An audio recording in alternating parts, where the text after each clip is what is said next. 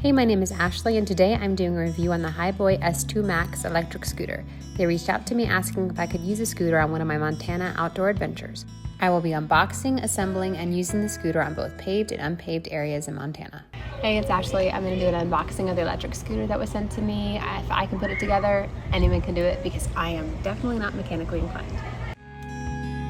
They reached out to me and asked if it's something that I could use on some of the outdoor adventures I do in Montana, and I thought about it. I'm like, we go to Yellowstone on my electric bike, we go to Glacier on my electric bike, so this would definitely fit in well with the content that I give y'all. So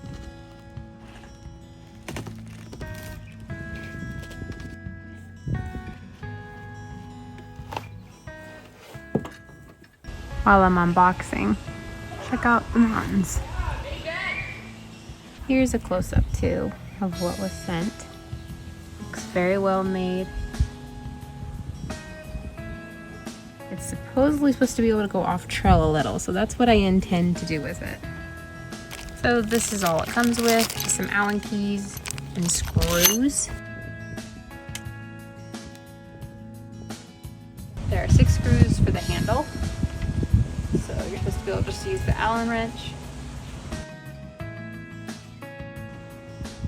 Okay, I guess you don't really have to be that mechanically inclined to do this. It's advised to charge it before you use it, and that's what we're going to do before we use it tomorrow. Something that I thought was pretty cool about this design was that it's collapsible, which means you can put it into a very small area if you have to transport it while you're going somewhere, like the back of a trunk. So you just pull this up, pull that down, kickstand's already up, and it hooks in there and fits right into a very small space like a car trunk. Now I'm gonna go charge it so I can use it tomorrow. And this guy's about 40 pounds, which if you follow me, you know I'm kind of a gym baddie, so this should be pretty easy, even if you're not a gym baddie. And it is, and it's so compact. So I've taken this on both paved and some of these back Montana dirt roads that are not exactly smooth.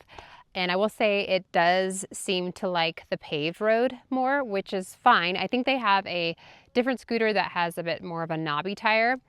This one handled these Montana roads perfectly fine. I had to slow down a bit. So I'd say that it's probably more suited for paved or hard packed trails rather than some of these gravel roads I've been going on. It does have some good safety features, which include a headlight in the front and also a tail light in the back, and dual braking system. Front and back tire both brake at the same time. My favorite things about this electric scooter compared to the e-bikes that I'm used to is just how compact it is. The total weight for it is about 40 pounds. It is designed so that it quickly slides into like even the back seat of your car, which is how I transported it here. With the e-bikes, you need a bike pad to protect the back of your truck. You need the trailer, you need sometimes a bike hitch. With this, it was super easy because I just slid it into the back seat of my truck rather than all the other stuff needed for transport for bikes. The other thing that I thought was super cool was the platform.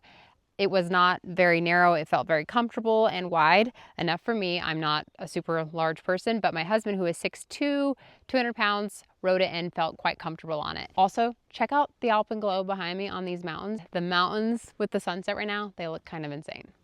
There are also 3 different modes that you can put the scooter in. The first one is Eco, which takes you about to 11 miles per hour. Then there is Drive, which is 16 miles per hour, and then Sport, which is 19. Now, on some of these back Montana roads, it's not exactly paved or anything, so I've been going kind of on the slower mode, which is great. It keeps you at that speed. And then the range for the battery is about 40 miles, which is enough to get you through a lot of cool scenery here. Look at the clouds.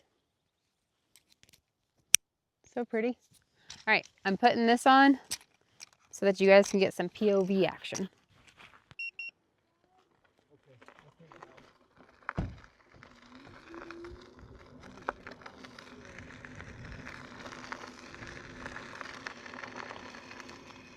Kind of cool because it's electric, and so maybe we won't scare as much wildlife away and we might see something.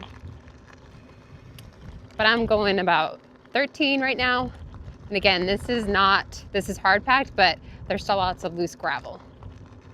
And it seems to be handling it pretty well.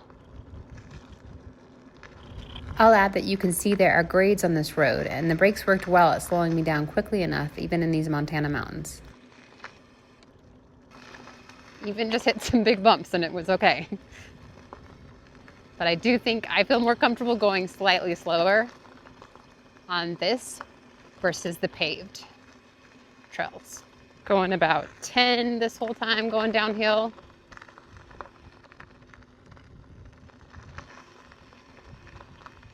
It definitely has some get up and go. And I feel like it takes grades more efficiently than my e-bike does, which maybe that's more of my e-bike thing. My e-bike is on a Hiboy.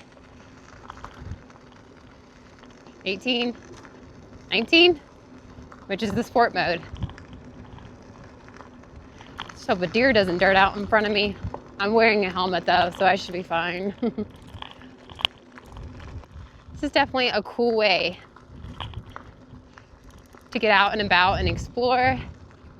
And it's so much more compact and easy to transport than my e-bike is. Look at the sunset though.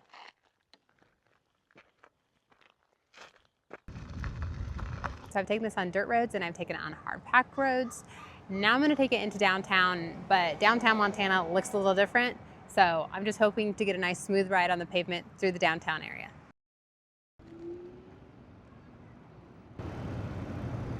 Yeah, this definitely, I love the way it feels on the smooth pavement. Bumpy dirt roads weren't as much fun.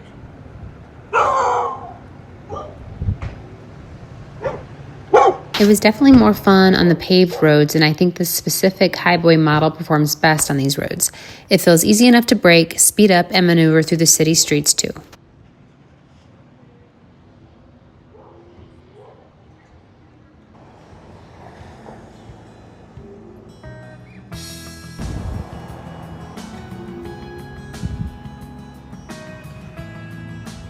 My final thoughts on this are I loved how compact it was, so easier to transport, totally easier than the e-bikes. In fact, some of the grades that I had to go on, I feel like I sped up them much more quickly than I do on my e-bikes typically. Overall, if you've been in the market looking for an electric scooter, I think this one is a great one. Hit them on a lot of hard-packed dirt roads, but that includes some gravel here and there, some potholes. I had to slow down, but it handled it well. Took it on paved trails. I took it through our downtown area, which is quite small. It's just a small mountain town. But it was quite easy to maneuver, get off and on at the different stop signs. I thought it was super easy and convenient to just drop the kickstand, go in, grab a coffee, go back out. The Hiboy S2 Max was definitely more fun on the paved roads, but did pretty well even on the mountain roads. The throttle had a lot of power behind it to get up the hills and grades here in Montana, but also felt smooth and manageable while using it through downtown in more crowded areas. If a scooter is something you're looking for and needing a reasonably priced one, I'd say the Hiboy S2 Max delivers. If you're interested in this particular model, I have included the product link in the description as well as the company's website.